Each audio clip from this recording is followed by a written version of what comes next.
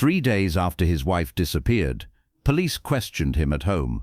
"I don't know where she is," he insisted. "She just left. No evidence, no witnesses, case going cold." But sitting on his kitchen counter was a Google Home. And when FBI subpoenaed Google's servers, they found something impossible to explain. At 11:37 p.m. on the night she vanished, someone in that house had asked, "Okay, Google, how do I dispose of a body?" The voice analysis matched. It was him. He'd confessed to a machine. And the machine remembered. "I'm David Harrington. I've been investigating crimes for 24 years. After I left the FBI, I focused on unsolved cases. But this case was different. Because in this case, the killer didn't confess to a human witness.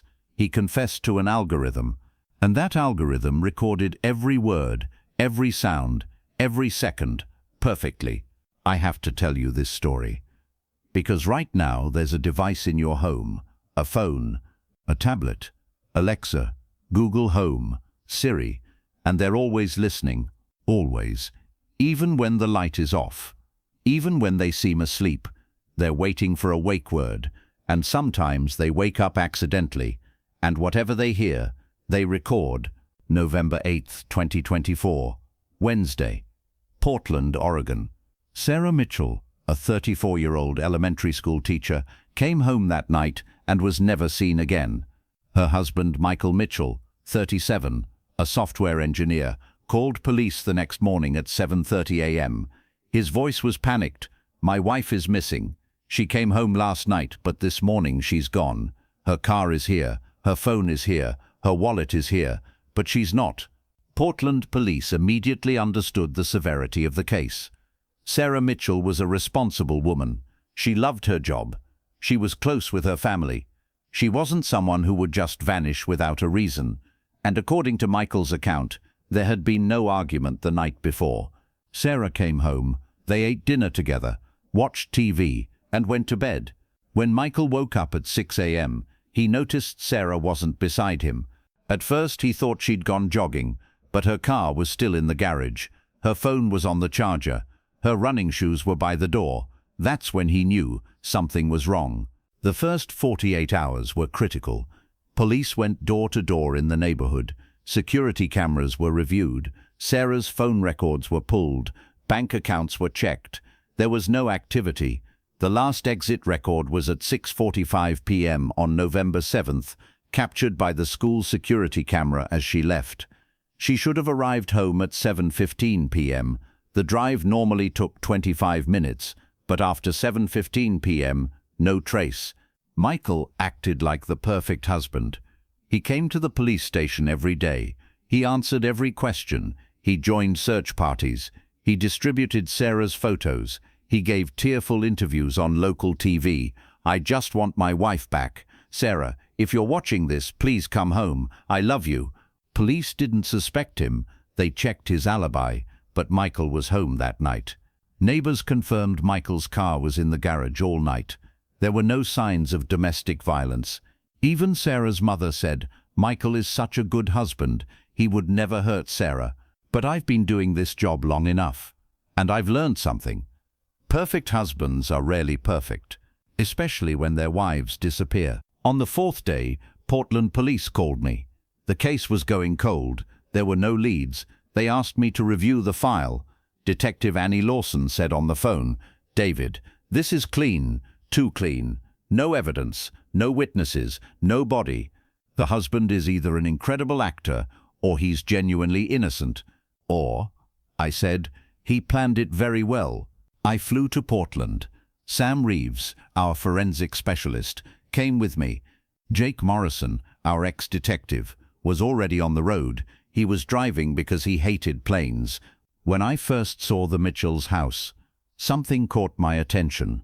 It was perfect, too perfect. The home of an elementary school teacher and a software engineer. But inside there wasn't a single mess. No signs of any argument. No broken items. No crooked photos. No misplaced furniture. "He cleaned," I told Sam. "Or maybe they just keep it this clean," Sam said. "No," I said. "The home of people living together doesn't look like this. This house was staged. Michael let us in. His face looked tired, clean-shaven, but it looked like he'd shaved a week ago. New stubble was showing. His eyes were dark underneath. "Thank you for coming," he said. "The police are doing everything they can, but they can't find anything." I asked him routine questions. He repeated the same stories, but one thing caught my attention. While answering my questions, his eyes kept drifting to the kitchen. There was something there, something bothering him. Sam noticed. "Mr. Mitchell," she said, "do you have any smart home devices?" Michael frowned. "Yes." "Why?" "Just curious. Sometimes these devices, security cameras, smart doorbells, can be helpful." "We don't have security cameras," Michael said quickly. "Just a Google Home, in the kitchen. We use it to play music." Sam looked at the kitchen. On the counter, a small black cylinder. Google Home. Its light was off. It was asleep, or so it seemed. "Google Home," I said. "Interesting. Did you use it that night?" "No," Michael said. "We don't usually use it in the evenings, just in the mornings to listen to the news." "Okay," I said. But I shot Sam a look. She understood too. That night, driving back to the hotel with Sam, she said, "Google Homes record everything." "I know," I said. "Not just when you say, 'Okay, Google.' Sometimes they activate accidentally. Loud noise, similar word. And when they activate, they send everything to Google's cloud servers." "Let's subpoena it," I said. The next morning we filed a subpoena request with the FBI Portland office. We requested all records from the Mitchell Home's Google Home device from Google's servers. Google usually complies with legal subpoena requests, but it takes time. Normal procedure is 2 to 3 weeks. But we pushed for urgency. The FBI legal team made an expedited subpoena request citing murder investigation status. Google responded within 72 hours. And what they found changed everything. November 8, 2024, 11:34:17 p.m. The Google Home device accidentally activated. Activation cause: loud noise, likely something falling or being hit. The device by default records a few minutes after activation to determine if it was a false activation. If no OK Google command comes, it deletes the recording. But this time, it didn't delete. Because at 11:37:04, an active command was received. "OK Google, how do I dispose of a body?" That command made the recording permanent. Google recognized the command as a question and sent it to its servers, and from that moment on, that recording wasn't deleted. Total recording duration, 3 minutes 47 seconds. Sam got that recording from Google. It was in MP3 format. File size 2.1 megabyte. Sam put on headphones, opened the file, and hit play. The first 17 seconds were silence. A low hum in the background, probably the refrigerator. Then a noise, very loud, like something falling to the floor or a table being knocked over. Google Home activated. 8th second. A woman's voice. "What are you doing?" Surprise in her voice. Not fear. Not yet. Just surprise. 23rd second. The same woman's voice, but this time panic. "Stop. Please stop." 47th second. A man's voice. Out of breath. "I'm sorry. I have to do this." 89th second. Sounds of struggle. Things falling over. Footsteps. Breathing sounds. Fast. Panicked.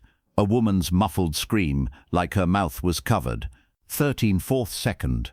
Choking sounds. Gasping. Struggling to breathe. 87th second. Silence. 227th second. A man's voice. Out of breath, but controlled. And then a whisper. "OK Google, how do I dispose of a body?" The file ended there. Sam took off the headphones.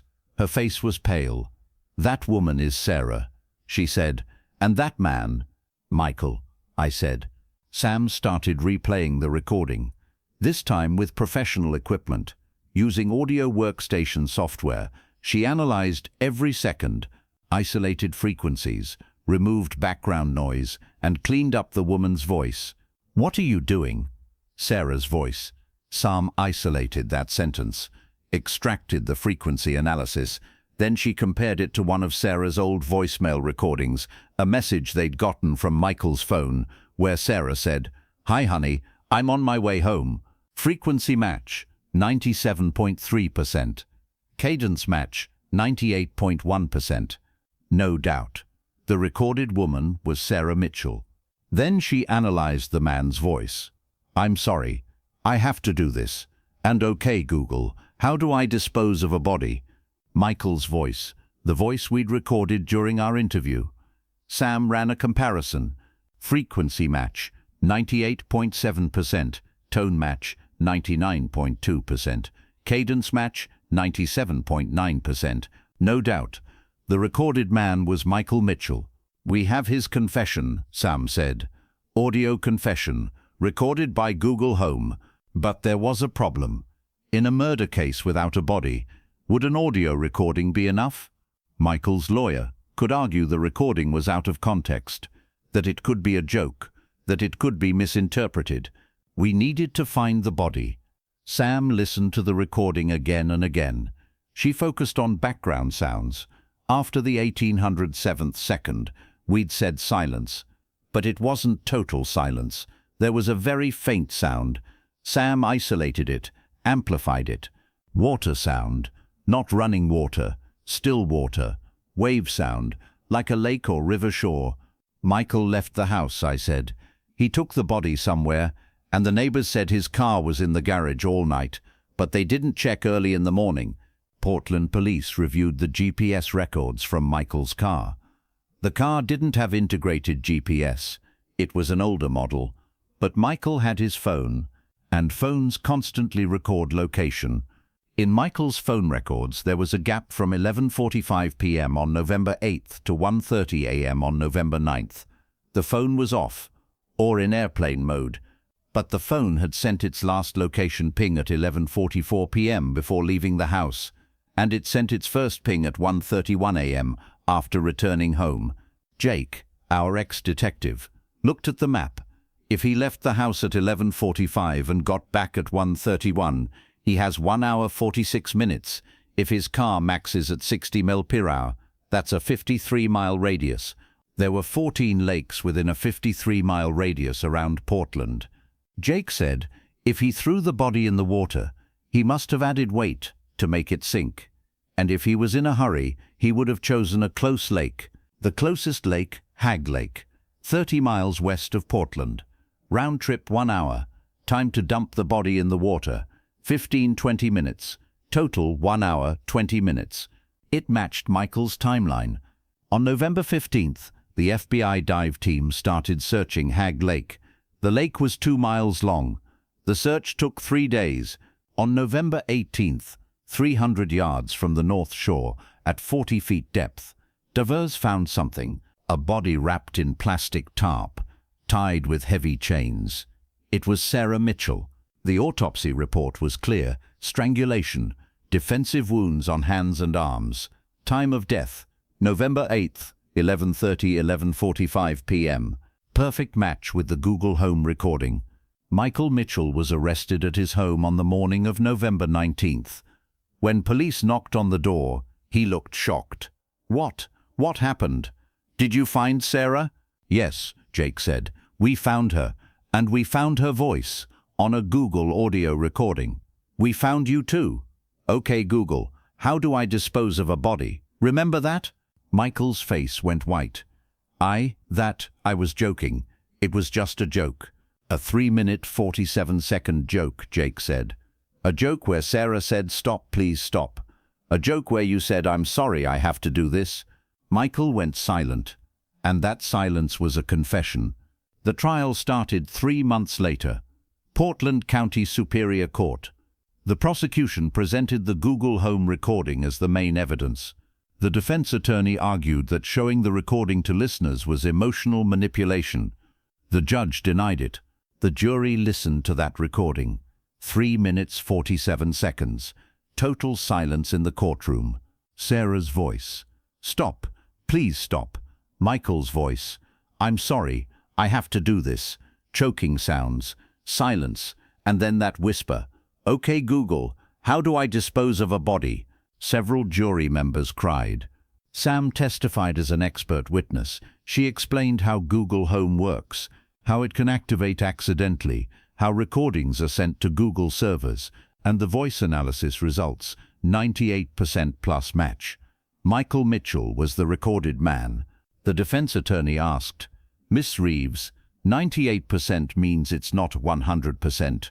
Is there a 2% chance it could be someone else?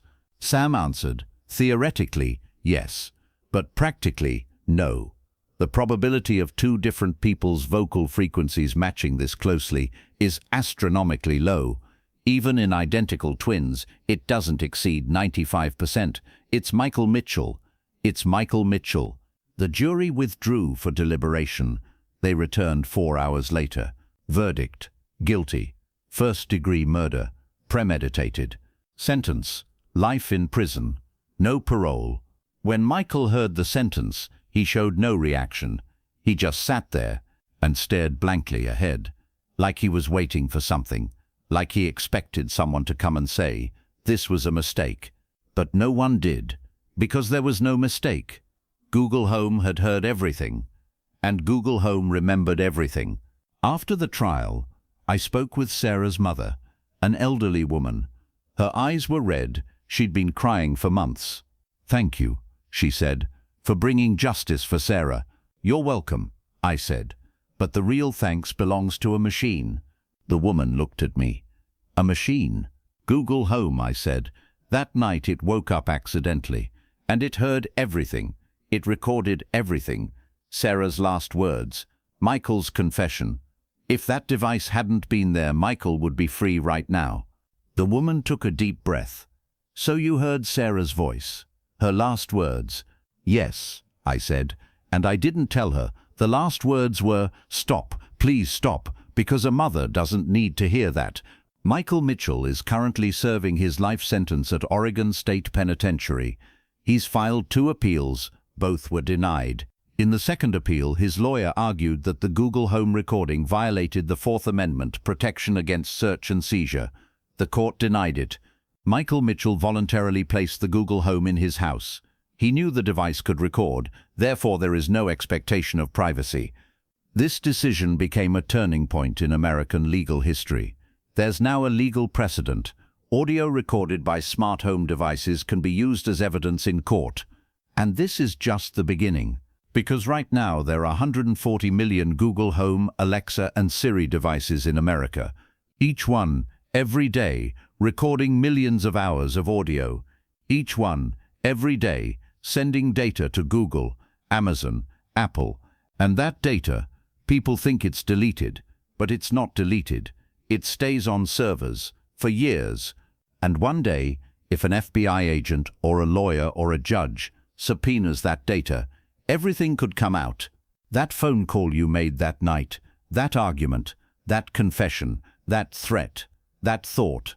Okay, Google, how do I get away with murder? You forgot, but Google didn't. Michael Mitchell's biggest mistake was forgetting the Google Home was there. His second biggest mistake was forgetting that the device always listens. Because here's the truth. Google Home never sleeps. Alexa never stops listening. Siri is never off.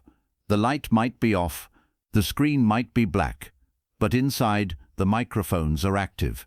The algorithms are awake. They're waiting for a wake word. And sometimes, a very loud noise, or a similar word, accidentally wakes them up. And when they wake up, they record. Maybe 5 seconds, maybe 30 seconds, maybe 3 minutes, 47 seconds. And that recording they send to the cloud, to Google, to Amazon, to Apple, and there it stays forever. Michael Mitchell, after killing his wife, thought he'd committed the perfect murder. There was no witness, no evidence. The body was hidden. No one had seen. But he was wrong. There was a witness, a black cylinder sitting on the kitchen counter. Its light was off.